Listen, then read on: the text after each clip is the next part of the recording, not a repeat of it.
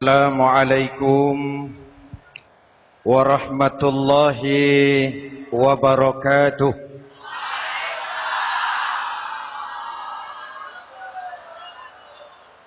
Alhamdulillahi rabbil alamin. Wassalatu wassalamu ala asyrafil mursalin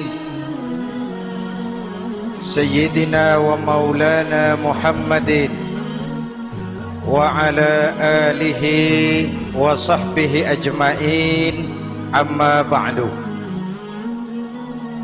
Saudara-saudara kaum muslimin yang berbahagia, hadirin, kesempatan malam ini saya ingin cerita akhirat saja. Sudah pernah ke akhirat belum? Mau? Kalau mau saya daftar, besok berangkat. Salah satu rukun iman yang 6, percaya kepada adanya akhirat. Satu saat alam ini akan hancur sehancur-hancurnya. Bumi, gempa, gunung meletus, air laut tumpah ke darat, planet-planet bertabrakan, halilintar menyambar, angin topan bertiup. Semua yang bernama hidup mati, itu kiamat. Lalu kita akan dibangkitkan di padang mahsyar, dibangkitkan dari kubur kita masing-masing. Dan subhanallah, pada saat bangkit dari kubur itu, keadaan muka kita ini menurut satu riwayat berubah menurut amalan kita masing-masing. Jangan heran nanti ada yang dibangkitkan dari kuburnya itu mukanya berubah jadi muka tikus. Hebat sekali, badannya badan manusia, tangannya tangan manusia, mukanya muka tikus. Sebab apa? Sebab waktu di dunia amalannya amalan tikus. Apa amalan tikus itu? Suka menggeragoti barang yang disimpan rapi-rapi.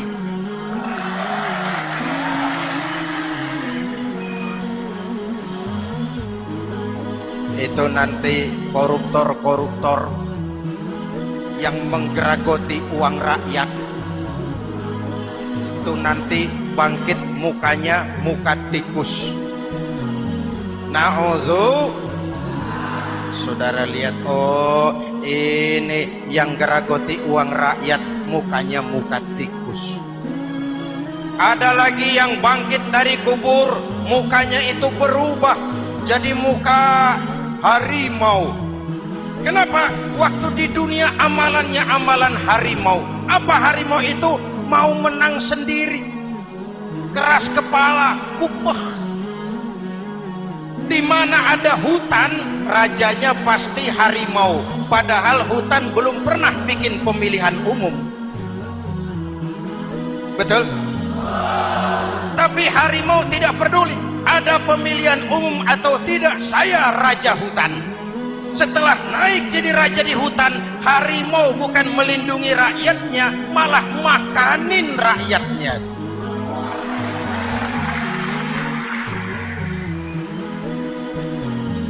Orang-orang yang mau benar sendiri. Ada lagi yang bangkit dari kubur, gagah, mukanya muka ketek. Sebab apa? Waktu di dunia amalannya amalan ketek. Apa ketek itu? Rakus, serakah, tamak. Coba, ketek itu kasih pisang, dimakan. Berikan lagi, pegang. Berikan lagi, kakinya yang megang. Temannya diberikan, masih dirampas juga. Ketek. Serakah, kalau mental ketek masih gentayangan di republik ini, maka pemerataan cuman akan jadi dongeng. Kaum muslimin yang berbahagia, pada saat itu di akhirat nanti, setiap orang sibuk dengan urusannya sendiri-sendiri. boleh jadi setiap kita lalu akan dimintakan pertanggungan jawab. Boleh jadi orang tua tidak sempat lagi mengingat anaknya, saudara tidak lagi sempat memikirkan saudaranya. Tiap orang akan dimintakan pertanggungan jawab. Dalam kondisi seperti itu, Rasulullah mengajarkan sab'atun yudhilluhumullahu yawma la dhilla illa zilluh. Ada 7 golongan manusia yang di akhirat nanti akan langsung mendapat perlindungan dari Allah Subhanahu wa ta'ala. Orang lain sibuk, dia tenang. Orang lain resah dan gelisah, dia ayem. Kenapa? Mendapat perlindungan dari Allah. Sebab ketika di dunia ia memberikan perlindungan kepada orang banyak. Siapa mereka? Mudah-mudahan kita termasuk salah satu di dalamnya. Mencari perlindungan Allah lebih-lebih dalam situasi sekarang ini. Pertama, imamun adil. Yang akan mendapat perlindungan langsung dari Allah adalah pemimpin yang adil. Sebab apa? Pemimpin yang adil melindungi banyak rakyat, maka pantas di akhirat dilindungi oleh Allah Subhanahu. Kita ini kan zon politik kan. Kita ini makhluk yang tidak mungkin hidup sendiri-sendiri. Untuk melaksanakan hajat bersama, kita memerlukan pemimpin. Memilih pemimpin itu tidak sulit. Dalam fikih, ketika sholat, itu dijelaskan bagaimana cara memilih imam. Siapa yang diangkat jadi imam? Pertama, a'lamuhum. Orang yang paling alim di kampungmu siapa? Angkat jadi imam. Yang paling alim, paling menguasai persoalan, sehingga bisa membawa bangsa keluar dari kesulitan. Pemimpin yang bisa menyelesaikan masalah, bukan yang menimbulkan masalah.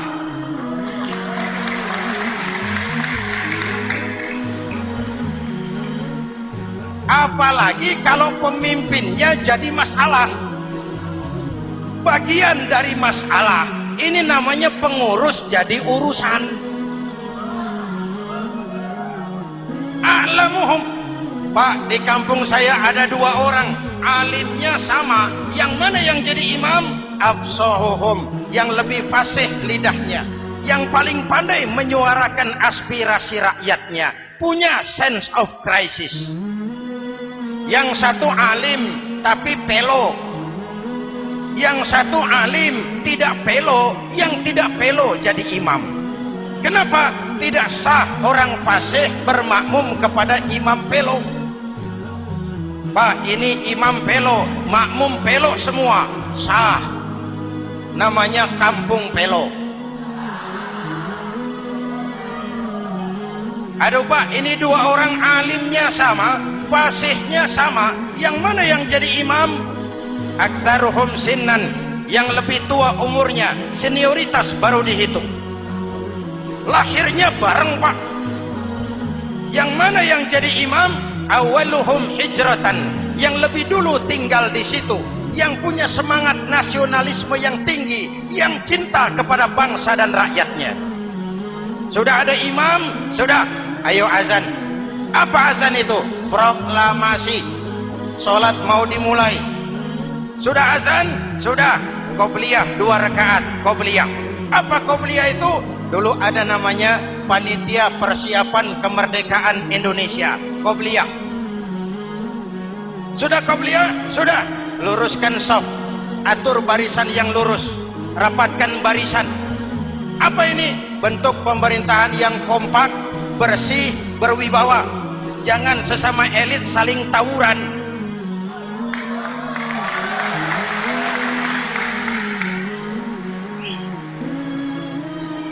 Luruskan shaf. Lalu shaf yang terdepan hendaknya diisi orang yang sedikit alim. Tidak perlu alim betul, sedikit alim. Maksudnya apa? Kalau imam keliru dia bisa tegur. Kalau imam salah dia bisa tegur. Kalau imam batal dia bisa gantikan. Ini wakil-wakil makmum. DPR, DPRD. wakil-wakil makmum. Sudah, ayo imam pimpin sholat. Sepakati dulu kita mau sholat apa, rakaatnya berapa, surah yang mau dibaca apa, pakai sujud tilawah apa tidak, supaya makmum tidak kaget-kagetan. Rakyat harus dikasih tahu pemimpinnya mau kemana, visinya apa, supaya makmum ikutnya ikhlas. Jelas? Hadirin yang saya hormati, kita memerlukan pemimpin yang adil, yang menaungi rakyatnya, sehingga dengan demikian nanti mereka akan dinaungi langsung oleh Allah Subhanahu. Mudah-mudahan Allah memberikan kepada kita rakyat dan bangsa Indonesia ini pemimpin yang adil. Saya yakin perjalanan waktu akan mengantarkan kita di mana orang-orang akan terbuka topengnya, sehingga akan jelas mana pembela rakyat, mana penyengsara rakyat.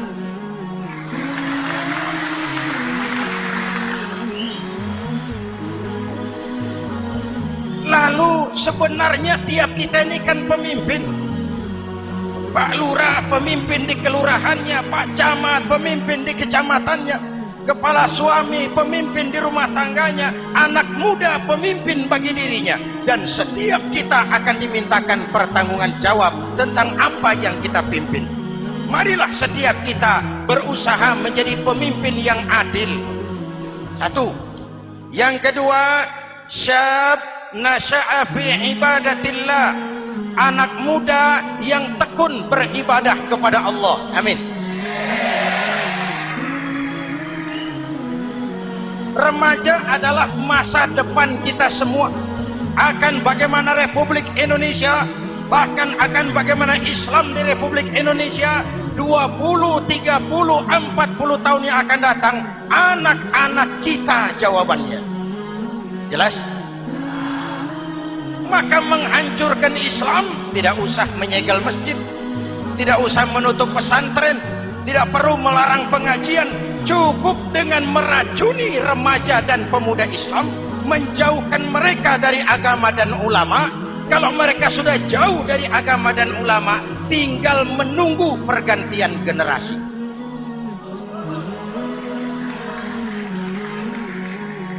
Maaf, kalau yang sudah 60 tahun ke atas itu saya anggap angkatan selamat. Generasi tanda seru.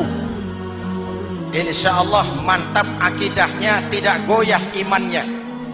Tapi yang 30 tahun ke bawah, adik-adik saya ini, the next generation, kalian yang jadi pilot project. Hei remaja-remaja Islam, kalau mau jadi remaja dan pemuda modern, jangan dekat-dekat ke masjid kuno. Masjid khusus 70 tahun ke atas. Baca Quran kampungan, ngaji urusan akhirat. Seiring dengan itu, modernisasi diartikan dengan westernisasi. Kau tidak bisa jadi pemuda modern kalau semua yang datang dari barat belum kau telan mentah-mentah. Kau harus bisa bergaul seperti orang barat, berpakaian seperti orang barat, berumah tangga seperti orang barat, makan minum seperti orang barat. Kalau nyanyi lagunya lagu barat yang orang lain nggak ngerti, kamu juga nggak tahu. Mengalirlah narkoba dalam segala bentuknya. Maka muncullah generasi-generasi santai, generasi-generasi salon yang mencoba mencari pelarian hanya dengan kesenangan sesaat, tapi menghancurkan masa depan yang pasti.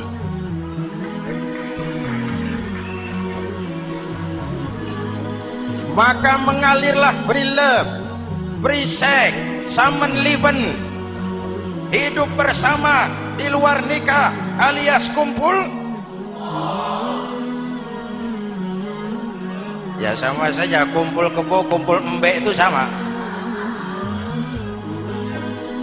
Hadirin yang saya hormati, kalau sudah hancur tinggal menunggu pergantian generasi.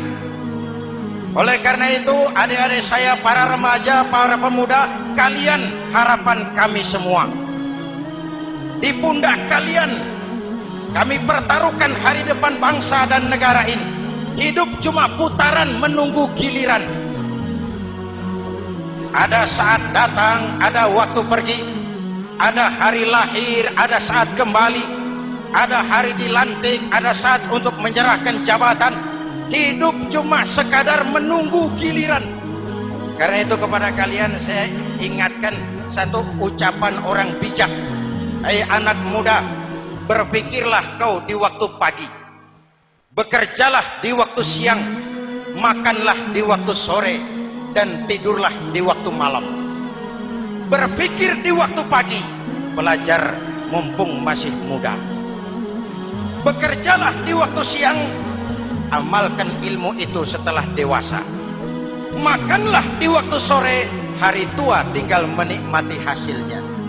Tidurlah di waktu malam, matilah dengan tenang. Kalau pagi kau tidak berpikir, nanti siang kau tidak akan bisa bekerja. Kalau siang tidak kerja, nanti sore mau makan apa? Kalau sore tidak makan, alamat malam nggak bisa tidur.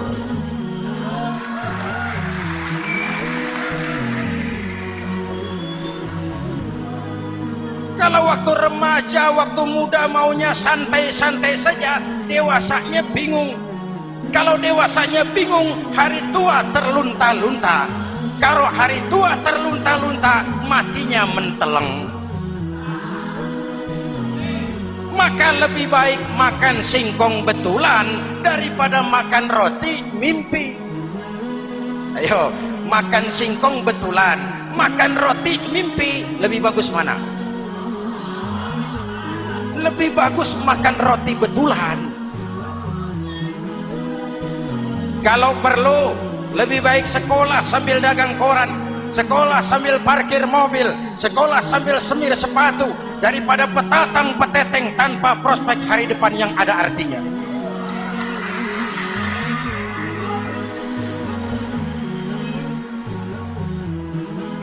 Inilah golongan kedua yang nanti akan langsung mendapat perlindungan dari Allah. Anak muda yang tekun ibadah. Kalau orang tua tekun ibadah, pantas. Orang tua rajin ibadah, tidak istimewa. Masya Allah Pak, itu orang tahajudnya hebat, wirid yasinnya mantap, puasanya luar biasa, zikirnya mantap. Umurnya berapa? 70. Wajar. Lalarwi sanjo. Sudah larut senja. Kalau 70 masih jadi preman, kapan taubatnya? Tapi kalau ada anak muda, darahnya masih mengalir dengan panas, keinginannya masih sejuta khayal, dia bisa salurkan di jalan Allah, itu amat disukai Allah, dan itu akan mendapat perlindungan langsung dari Allah Subhanahu. Hadirin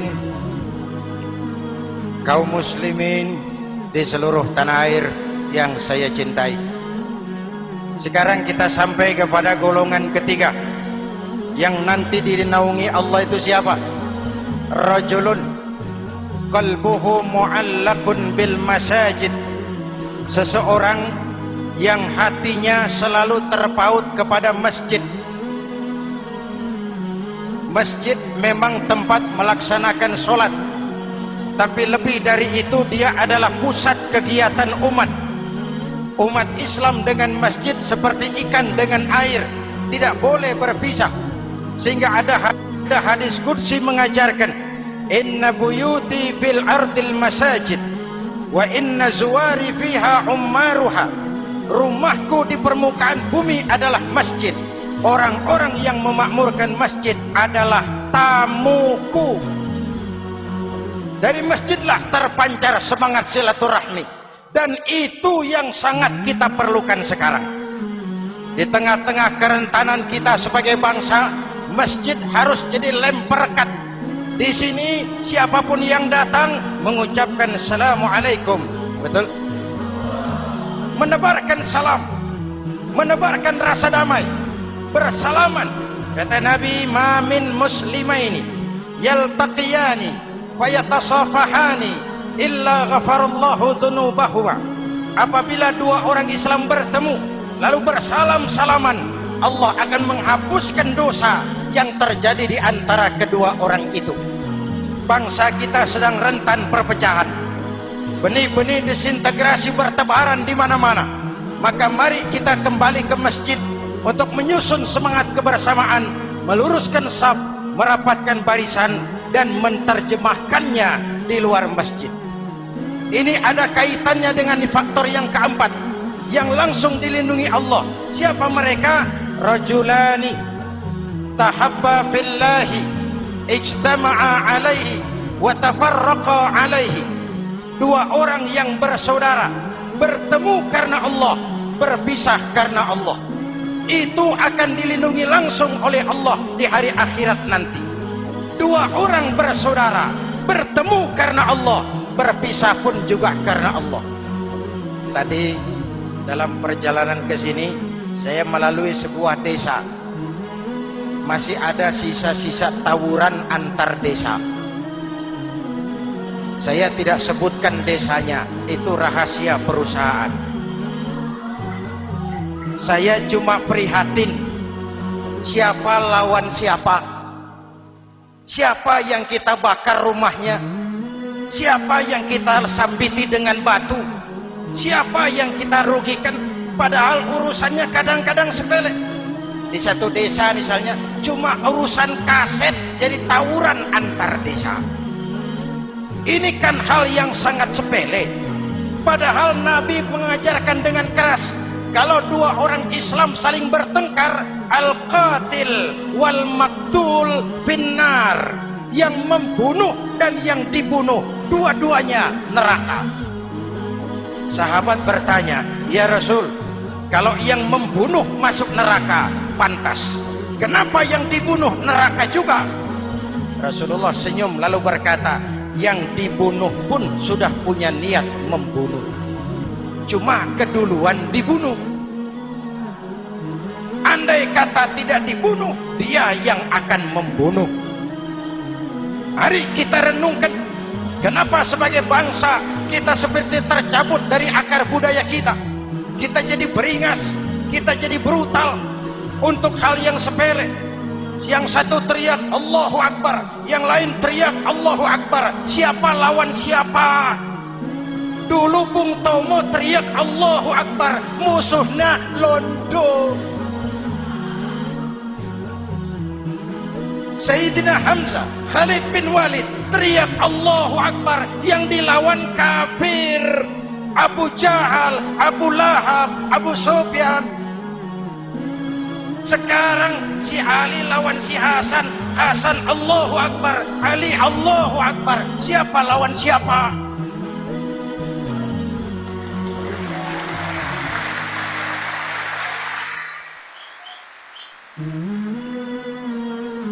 Kenapa kita jadi begitu mudah menggunakan nama Tuhan untuk melampiaskan ambisi pribadi?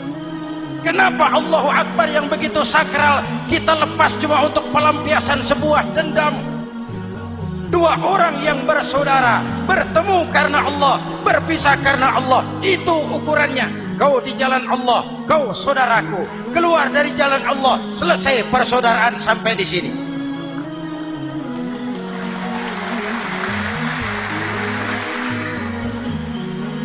Hadirin, lewat mimbar ini saya kembali menekankan, mari kita pelihara kerukunan.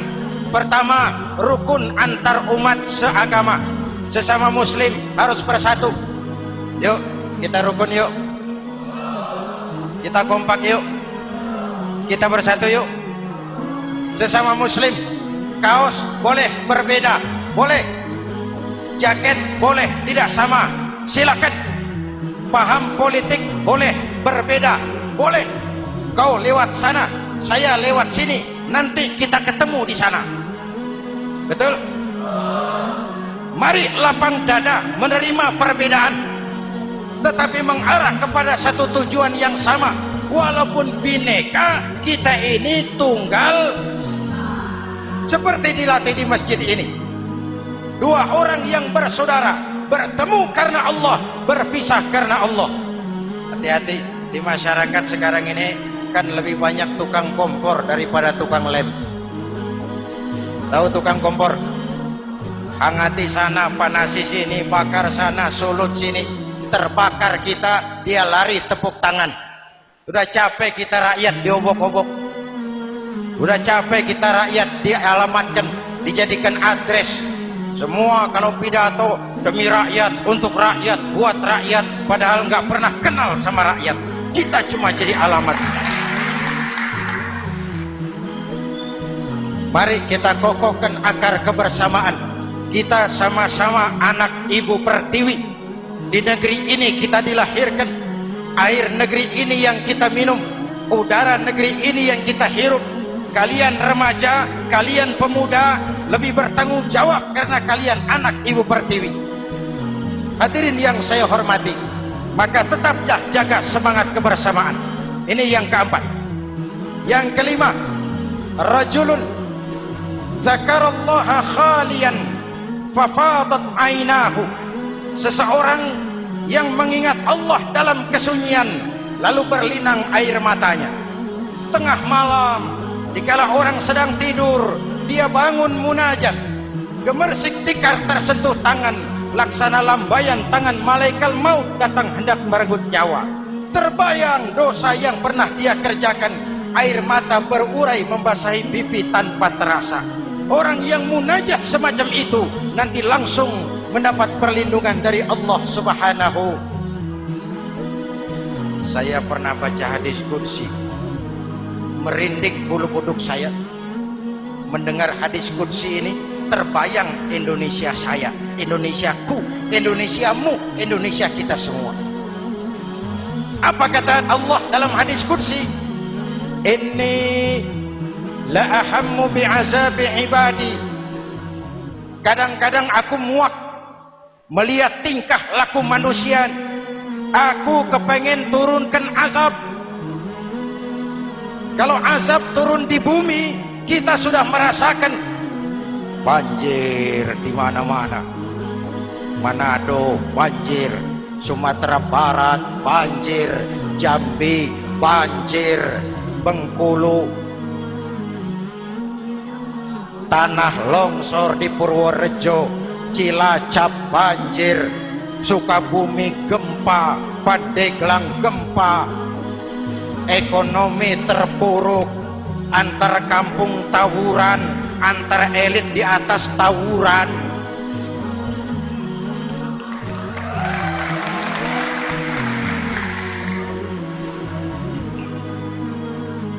Hutang numpuk. 40% APBN kita ini sekarang cuma untuk bayar hutang.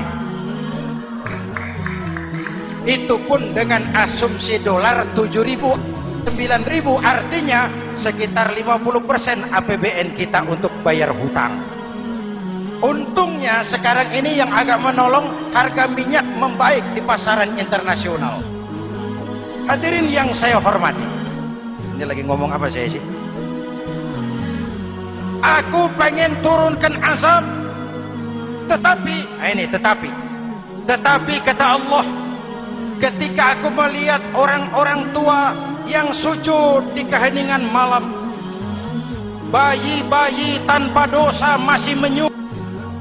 Hadis qudsi mengajarkan, inna buyuti fil ardil masajid wa inna zuwari fiha ummaruha. Rumahku di permukaan bumi adalah masjid. Orang-orang yang memakmurkan masjid adalah tamuku. Dari masjidlah terpancar semangat silaturahmi, dan itu yang sangat kita perlukan sekarang. Di tengah-tengah kerentanan kita sebagai bangsa, masjid harus jadi lem perekat. Di sini siapapun yang datang mengucapkan assalamualaikum, betul? Menebarkan salam, menebarkan rasa damai, bersalaman. Kata Nabi, ma min muslimaini yaltaqiyani wa yatasafahani illa ghafarallahu dzunubahuma.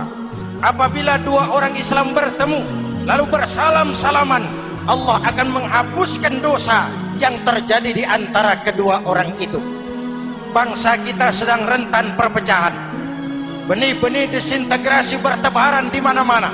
Maka mari kita kembali ke masjid untuk menyusun semangat kebersamaan, meluruskan saf, merapatkan barisan, dan menerjemahkannya di luar masjid. Ini ada kaitannya dengan faktor yang keempat yang langsung dilindungi Allah. Siapa mereka? Rajulani tahabba billahi ijtama'a alaihi wa tafarraqa alaihi. Dua orang yang bersaudara, bertemu karena Allah, berpisah karena Allah. Itu akan dilindungi langsung oleh Allah di hari akhirat nanti. Dua orang bersaudara, bertemu karena Allah, berpisah pun juga karena Allah. Tadi dalam perjalanan ke sini saya melalui sebuah desa. Masih ada sisa-sisa tawuran antar desa.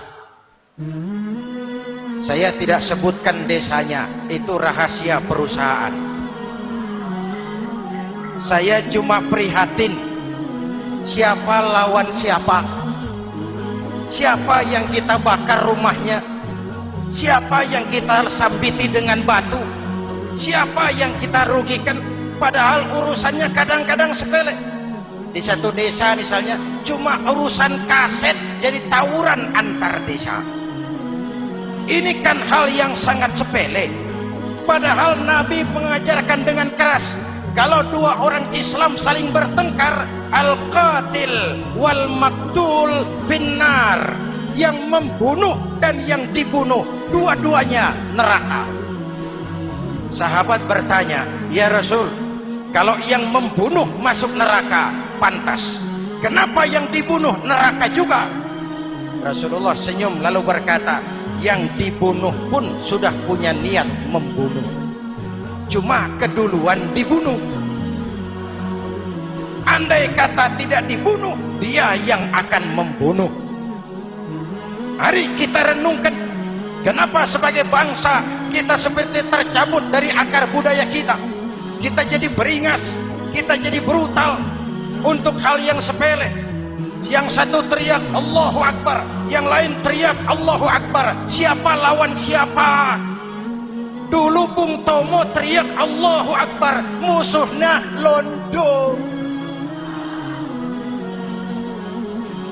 Sayyidina Hamzah, Khalid bin Walid teriak Allahu Akbar, yang dilawan kafir. Abu Jahal, Abu Lahab, Abu Sufyan. Sekarang si Ali lawan si Hasan, Hasan Allahu Akbar, Ali Allahu Akbar. Siapa lawan siapa?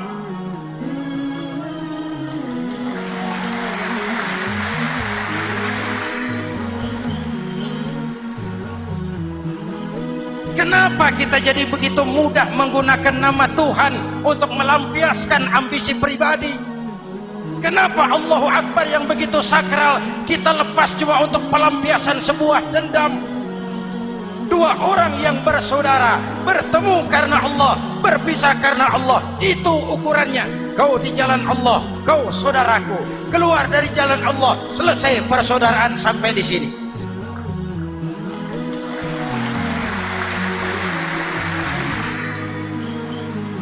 Hadirin, lewat mimbar ini saya kembali menekankan, mari kita pelihara kerukunan. Pertama, rukun antar umat seagama, sesama muslim harus bersatu.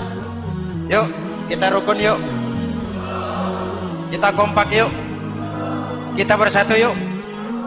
Sesama muslim, kaos boleh berbeda, boleh.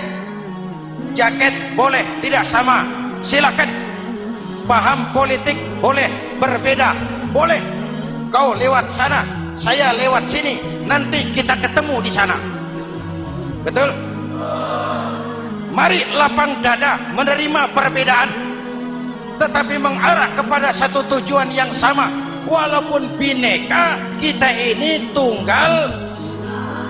Seperti dilatih di masjid ini. Dua orang yang bersaudara, bertemu karena Allah, berpisah karena Allah. Hati-hati. Di masyarakat sekarang ini kan lebih banyak tukang kompor daripada tukang lem. Tahu tukang kompor? Hangati sana, panasi sini, bakar sana, sulut sini. Terbakar kita, dia lari tepuk tangan. Sudah capek kita rakyat diobok-obok. Udah capek kita rakyat dialamatkan, dijadikan address. Semua kalau pidato demi rakyat, untuk rakyat, buat rakyat, padahal nggak pernah kenal sama rakyat. Kita cuma jadi alamat. Mari kita kokohkan akar kebersamaan. Kita sama-sama anak Ibu Pertiwi. Di negeri ini kita dilahirkan. Air negeri ini yang kita minum, udara negeri ini yang kita hirup. Kalian remaja, kalian pemuda lebih bertanggung jawab karena kalian anak Ibu Pertiwi. Hadirin yang saya hormati, maka tetaplah jaga semangat kebersamaan. Ini yang keempat. Yang kelima, rajulun zakarallaha khalian fafadat ainahu. Seseorang yang mengingat Allah dalam kesunyian lalu berlinang air matanya. Tengah malam, dikala orang sedang tidur, dia bangun munajat. Gemersik tikar tersentuh tangan, laksana lambaian tangan malaikat maut datang hendak merenggut nyawa. Terbayang dosa yang pernah dia kerjakan, air mata berurai membasahi pipi tanpa terasa. Orang yang munajat semacam itu nanti langsung mendapat perlindungan dari Allah Subhanahu. Saya pernah baca hadis qudsi, merinding bulu kuduk saya mendengar hadis qudsi ini.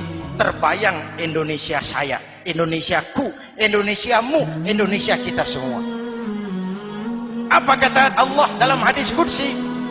Inni la ahammu bi'azabi ibadi. Kadang-kadang aku muak melihat tingkah laku manusia. Aku kepengen turunkan azab. Kalau azab turun di bumi, kita sudah merasakan banjir di mana-mana. Manado banjir, Sumatera Barat banjir, Jambi banjir, Bengkulu, tanah longsor di Purworejo, Cilacap banjir, Sukabumi gempa, Pandeglang gempa, ekonomi terpuruk, antar kampung tawuran, antar elit di atas tawuran.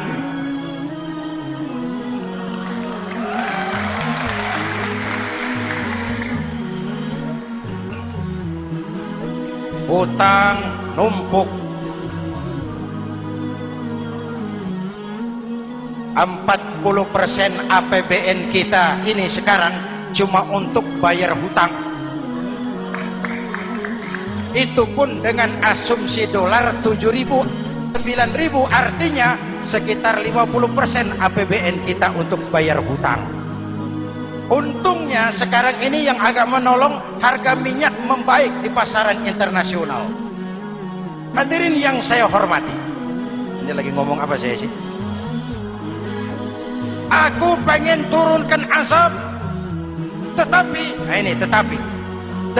kata Allah, ketika aku melihat orang-orang tua yang sujud di keheningan malam, bayi-bayi tanpa dosa masih menyusu, binatang ternak melata mencari makan, murkaku surut, azab aku tarik kembali. Ayo renungkan hadis ini. Allah mau marah nggak jadi, azab ditarik, kesulitan diangkat, pertolongan datang, ada yang meredam murka Allah. Allah mau marah nggak jadi. Kenapa? Orang-orang tua yang tengah malam sujud sambil berlinang air mata, itu yang meredam murka Allah. Yang ikhlas menangis kepada Allah, bukan menangis berdasarkan pesanan. Ini kan sekarang apa yang nggak bisa dipesan? Istighosah pesanan, demo pesanan, 10.000 berangkat. Ngerti apa enggak urusan soal lain.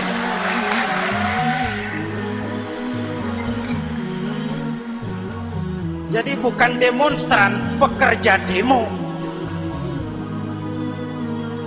Orang tua yang ikhlas nangis kepada Allah di keheningan malam. Kita hutang jasa kepada orang-orang tua yang ikhlas seperti itu.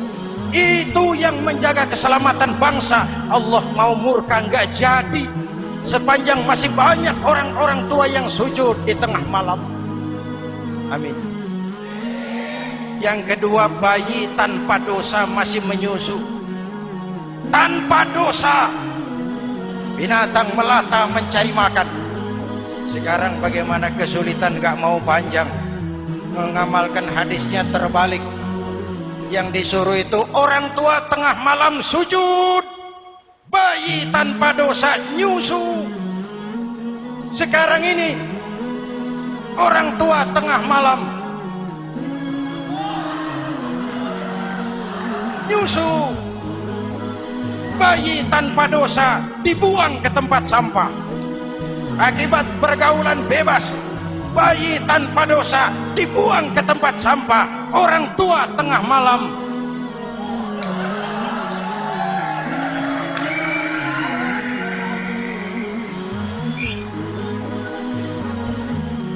Hadirin yang keenam, rajulun da'athum ra'atun zatu mansibin wa jamalin ila nafsiha faqala inni akhafu Allah rabbal alamin. Orang yang bermoral dibujuk rayu oleh perempuan cantik, lalu dia berkata, maaf, saya takut kepada Allah. Orang bermoral yang merasakan kehadiran Allah dekat dalam hidup. Umpama waktu puasa, saudara sholat zuhur, sebelum sholat saudara berwudu, ketika berkemur saudara korupsi, sedikit airnya saudara minum.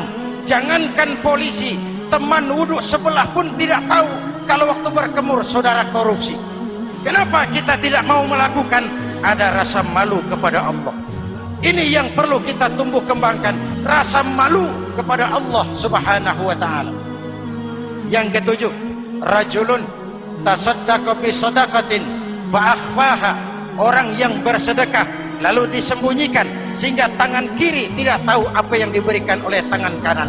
Orang yang punya kepedulian tinggi tetapi ikhlas menolong yatim, membantu sesama dalam rangka menegakkan masyarakat yang adil dan makmur. Mari kita mohon kepada Allah, semoga kita semua senantiasa dalam perlindungannya di dunia ini dan lebih-lebih di akhirat nanti. Al-Fatihah.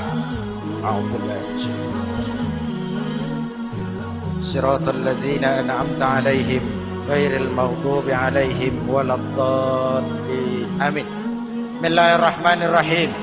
Alhamdulillahirabbil alamin. Allahumma shalli ala Muhammad wa ala alihi wa sahbihi ajma'in.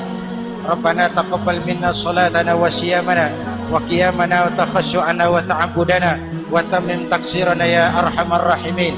Allahumma ja'alna minas su'ada'il maqbulin wa la taj'alna minal ashqiya'il mardudin. Rabbana zalamna anfusana wa illam taghfir lana wa tarhamna lanakunanna minal khasirin. Afdalu ma qultuhu ana wan nabiyyuna min qabli la ilaha illallah.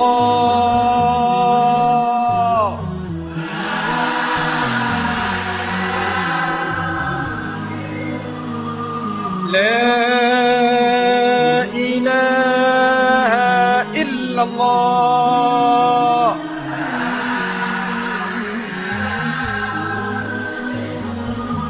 Muhammadur Rasulullah.